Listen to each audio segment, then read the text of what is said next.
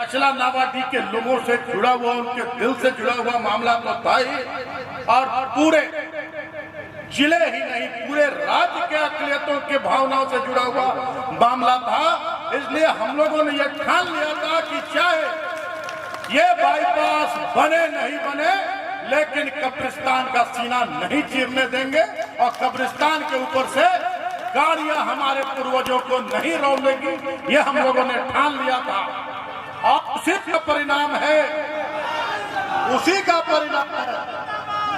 क्या यहाँ फ्लाईओवर बन रहा है। कुछ थोड़ा बहुत तो जरूर, लेकिन जो दिन रात 24 घंटे 50 चक्का 40 चक्का की गाड़ियां यहाँ हमारे जो लेटे हुए पूर्वज हैं उनको रौंदती रहती, उससे तो दिलाने में हमें सफलता मिली है। और बहुत बार आप लोगों के द्वारा कहा गया, हमारे सदर साहब हैं, इस असला बचाओ और कब्रिस्तान बचाओ कमेटी के सदर साहब हैं, सभी लोग हैं यहाँ। आप लोग 11 बजे 12 बजे रात में 100-150 की संख्या में आ जाते थे वहां हमारे आवास पर, और मैं कहता था, याद है जिनको सभी लोग यहाँ, बहुत लोग यहाँ हैं जो वहां थे, मैं कहता था कि आप लोग इतनी संख्या में आने की कोई जरूरत नहीं है, आप परेशान होने के लिए यहाँ क्यों आते हैं, मुझे अच्छा नहीं लगता।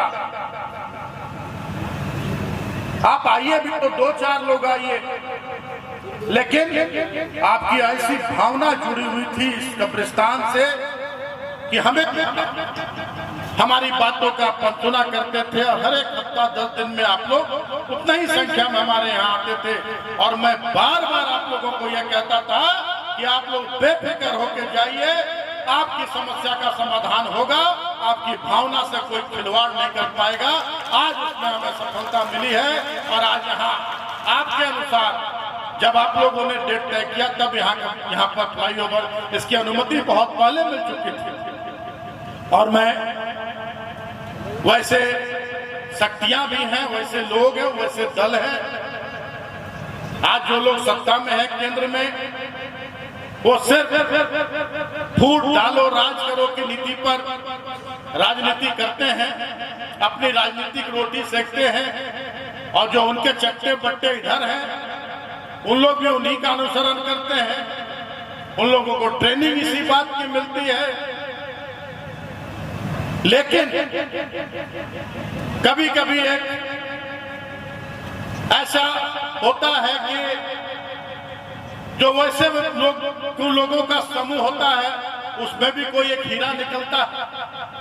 और मैं केंद्रीय परिवहन मंत्री माननीय गडकरी जी को उसी हीरे के रूप में देखता हूँ, उसी वैसे विकास पुरुष के रूप में देखता हूँ। मैं ये कहने में थोड़ा भी हमको संकोच नहीं है कि उनकी जगह अगर कोई भी केंद्रीय मंत्री होता तो आज ये फ्लाईओवर यहाँ नहीं बनता। गडकरी जी का मैं पूरे तहे दिल से उन्हें आभार व्यक्त करना चाहूंगा, उनको धन्यवाद देना चाहूंगा कि आपके जैसे राजनेता की जरूरत है, चाहे किसी दल के लोग हों। अगर आपके जैसे सभी, जो हमारा संविधान है हमारे देश का, हमारा जो लोकतंत्र है, उसमें सभी को समान अधिकार है, चाहे हिंदू हो, मुस्लिम हो, सिख हो, ईसाई। और वे गडकरी जी उसी राह पर चलते हुए वे फूट डालो राज करो की रणनीति पर नहीं चलते हैं। वो ऐसी जगह से आते हैं, नागपुर से, जहां के हिंदू भी जितना संख्या में उनको वोट देते हैं, मुस्लिम भी उतनी संख्या में उनको वोट देते हैं, क्योंकि वह जात पात की और धर्म की राजनीति नहीं करते हैं, हिंदू मुसलमान की राजनीति नहीं करते हैं, वो जनसेवा की राजनीति करते हैं। इसलिए पूरे देश में हर एक वर्ग के लोग उन्हें श्रद्धा की दृष्टि से देखते हैं, सम्मान की दृष्टि से देखते हैं। वैसे राजनेताओं की जरूरत है।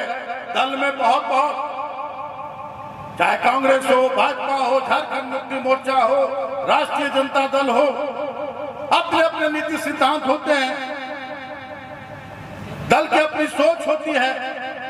लेकिन जो नेता, जो दल देश को कमजोर करने का काम करता है, देश के संविधान के साथ खिलवाड़ करने का काम करता है, उसे हमें सभी लोगों को मिलकर, पूरे देशवासियों को मिलकर वैसी ताकतों को मुंहतोड़ जवाब देना होगा, तभी हमारी ऐसी भावनाओं का कद्र होगा।